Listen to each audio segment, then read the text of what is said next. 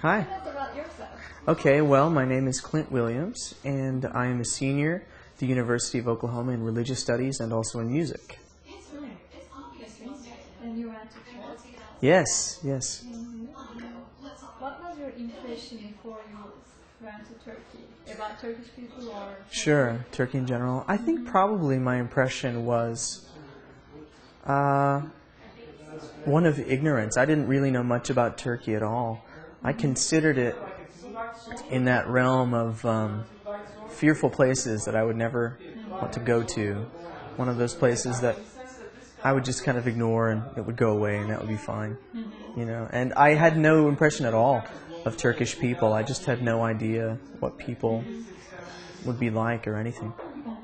Did you expect to go when you got the invitation? Did I hesitate? No, I really didn't. I knew that it was an interesting and safe place because my professors had gone the year before. And so up until that point, I had no impression of Turkey. But from the year until the year that I went, they were preparing us and getting us ready to go. So no, actually at the time when I was asked, I had little hesitation. You saw the people. What kind of feelings did you contact with? Or maybe new projects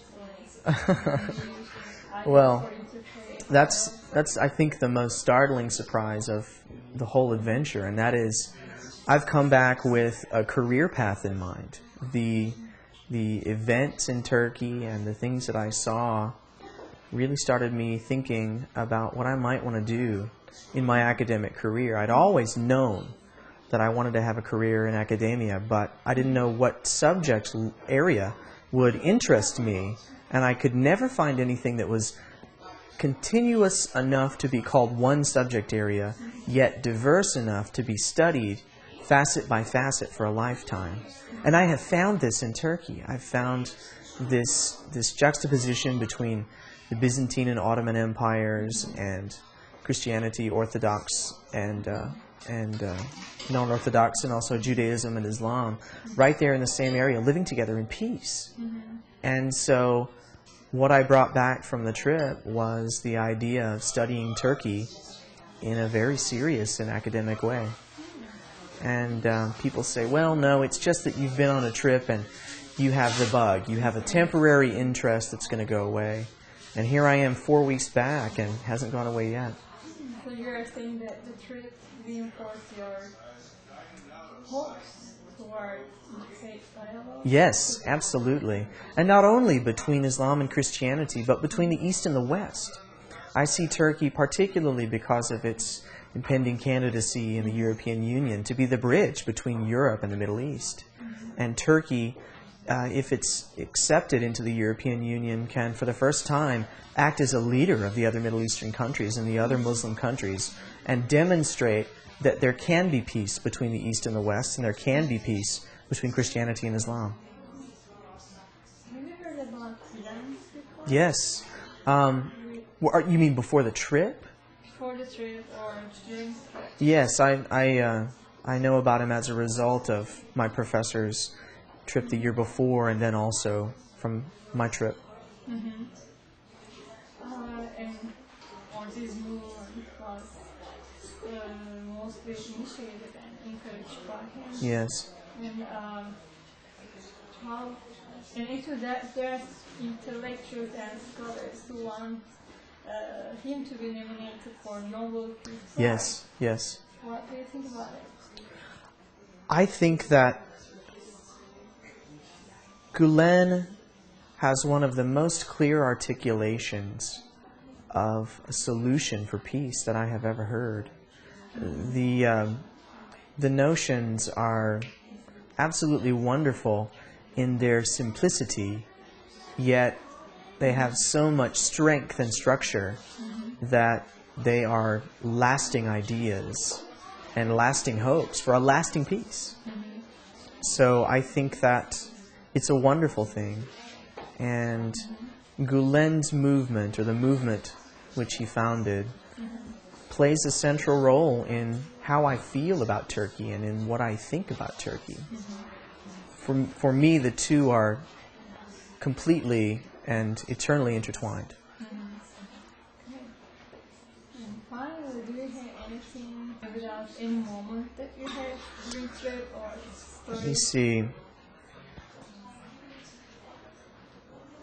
There were so many moments like that I really didn't begin to process them until I came home. And if I were to think right now, a month later, about the most memorable moments, I suppose the ones in which my colleagues and I were maybe standing in front of some incredible monument and share a moment about peace or humanity. One of my friends would say, you know, it's amazing how we've come so far, yet we're still struggling with the same issues that these people were struggling with 2,000 years ago. And so I think that's really the key for me. It's that this struggle's not going to go away. These issues are not going to go away. And so it is up to us to continue the pursuits of peace throughout the world. Okay. Actually, I have one. Oh, certainly. Of course. That's a wonderful question, and I hoped that we would talk about this. Any study of Turkey will necessarily involve a study of Islam, and any study of comparative religion, which is my field, also involves necessarily a study of Islam. But what I found in Turkey was not Islam in a textbook. It wasn't facts about how the religion was started and what's happening today, and there were no statistics about who does this and who does that.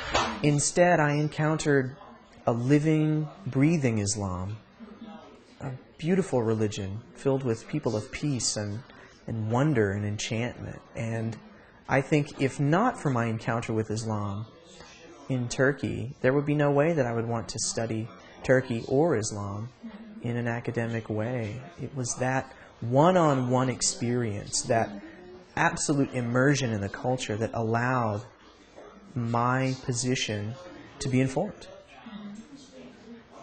Thank you very much. You're very welcome.